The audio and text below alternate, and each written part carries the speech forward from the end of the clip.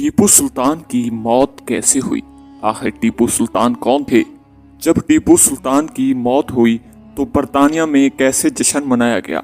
नाज़रीन, औलिया साहब कहते हैं, आज हमारी नस्ल को अपनी तारीख से इस कदर ला इल्म कर दिया गया है कि इन्हें मालूम ही नहीं कि इनके आबाओ अजदाद किस जुरात व बहादुरी के पैकर हुआ करते थे।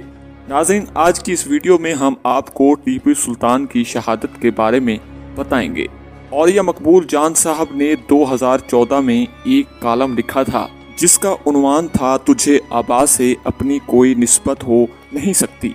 इसमें औलिया मकबूल जान साहब ने स्कॉटलैंड के दारुल हुकूमत में वाक़े एक म्यूजियम का जिक्र किया है जिसमें टीपू सुल्तान की तलवारें, चादरें और दीगर सामान पड़ा है। औलिया साहब कहते हैं, मैं हैरान था ये सामान बरे सगीर से यहाँ क्यों लाया गया। फिर कहते हैं, दरअसल इसकी वजह यह थी कि टीपू सुल्तान को जिस फौज ने शहीद किया था उसके सरबराह का ताल्लुक स्कॉटलैंड के दारुल हुकूमत से था। इस शख्स का नाम डेविड था। ये 1757 में एक ताजिर के घर पैदा हुआ। इसने 1772 में फौज में कमीशन हासिल किया और 1779 में इसे कैप्टन की हैसियत से हिंदुस्तान भेज दिया गया। कर्नल बैली की सरबराही में टीपू सुल्तान के वालिद हैदर अली से जंग लड़ी। इस जंग में अंग्रेज को बुरी तरह शिकस्त हुई, अक्सरियत मारी गई। जो फौज बची वो कैद बना ली गई। ड्यूडबी शदीद जख्मी था, इसे भी कैदी बना लिया गया। इसने 4 साल कैद काटी, फिर आज़ाद होकर इंग्लिस्तान पहुंचा तो इसे लेफ्टिनेंट कर्नल के ओहदे पर तरक्की दे दी गई। फिर 1790 में इसे दोबारा हिंदुस्तान भेज दिया गया। यहाँ इसने टीपू के साथ बहुत सी जंगें लड़ी। आखिरी जंग में 50,000 सिपाहियों ने हिस्सा लिया।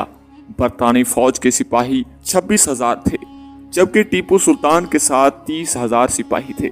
जब मीर सादिक की गद्दारी की वजह से बरतानी फौज किले के खुले दरवाजे से अंदर दाखिल हुई तो टीपू सुल्तान के साथ लड़ने वाले फ्रांसीसी सिपाहियों ने इसे खुफिया रास्ते से भाग जाने का मशवरा दिया। तो इस पर टीपू ने अपना तारीखी जुमला कहा, शेर की एक दिन की जिंदगी गीदड़ की 100 साला जिंदगी से बेहतर है। ये 4 मई 1799 था। इस दिन टीपू सुल्तान को शहीद किया गया और इसी शाम टीपू सुल्तान को दफन कर दिया गया। और यह साहब लिखते हैं कि टीपू सुल्तान के नवादरात के साथ एक तहरीर है जिसके अल्फाज ये थे, टीपू सुल्तान हिंदुस्तान में बरतानिया के वफाद के लिए इतना बड़ा खतरा साबित हुआ था कि इसकी मौत की वजह से बरतानिया में कौमी सल्तनत पर जश्न मनाया गया। दूसरी जगह औलिया साहब कहते हैं, जो कौम बरतानिया में लिखी हुई नज़मों और किताबों को पढ़कर जवान हो रही है उसे क्या खबर कि इसका एक माजी था जिस पर इसे फख्र करना चाहिए था।